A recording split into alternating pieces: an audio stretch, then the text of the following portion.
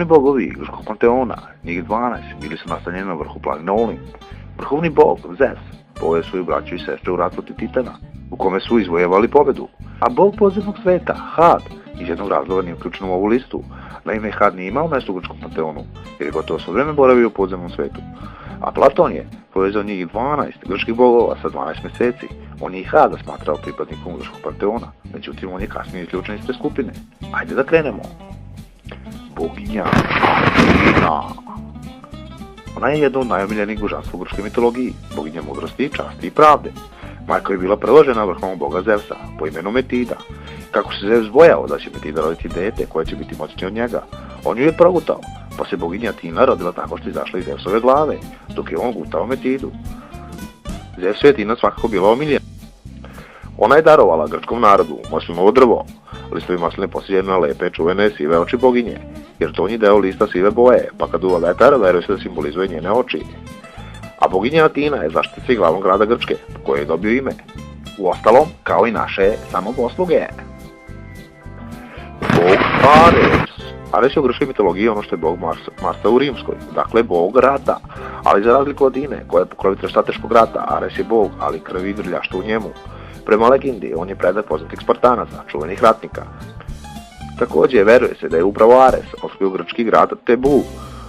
Uglavnom pokreće ratove iz hira i voli da ostavlja pustoš među zaraćenim stranama. Često je prikazan sa kopljem, a vojnici mu žrtvuju životinju, najčešće psa, pred predstojeće bitku, kako bi stekli njegovu naklonost.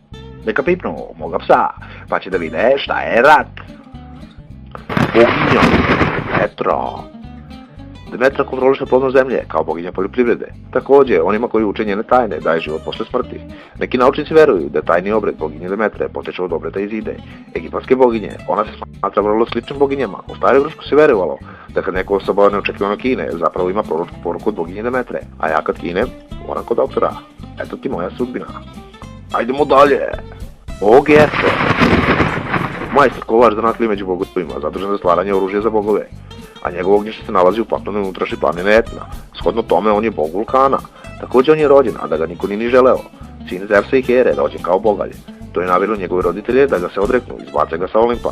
Prema legendi, leteo je 9 dana, dok nije sleteo na ostrvo Leto, gde su brigu o njemu preuzeli domorodci. Ja da sam leteo 9 dana, ta šumina je glavu pao. Boginja Artemida. Boginja je lova, nevinosti svih životinja, obično je prikazana kao večno mlada. Lepa i energična, u kratkoj haljini, koja otkriva njene noge. U Efesu je recimo prikazana u kontraverznom kostimu, čiji značenje naučitelji danas su protumačili.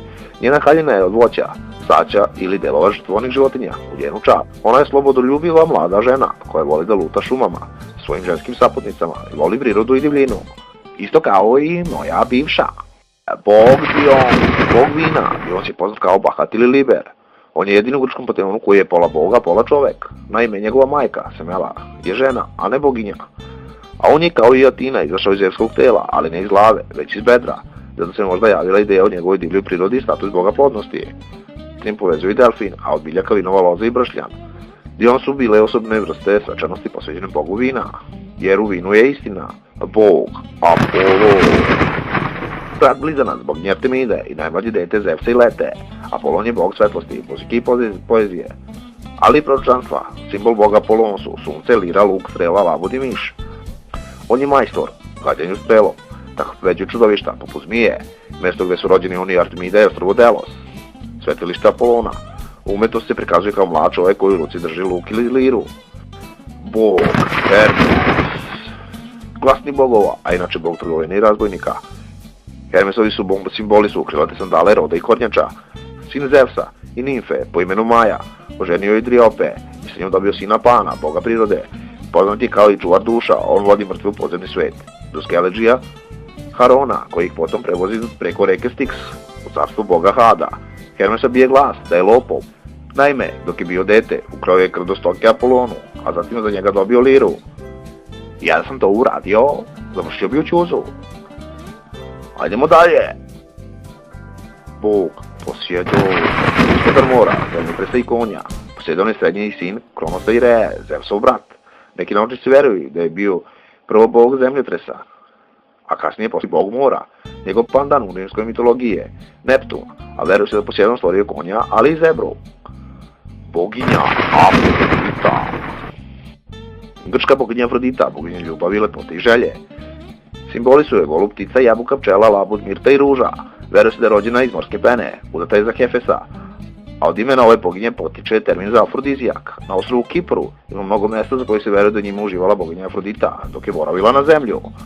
Boginja Hera. Grčka boginja Hera, vrhovna boginja. Hera je bila Zevsu i sestra i žena.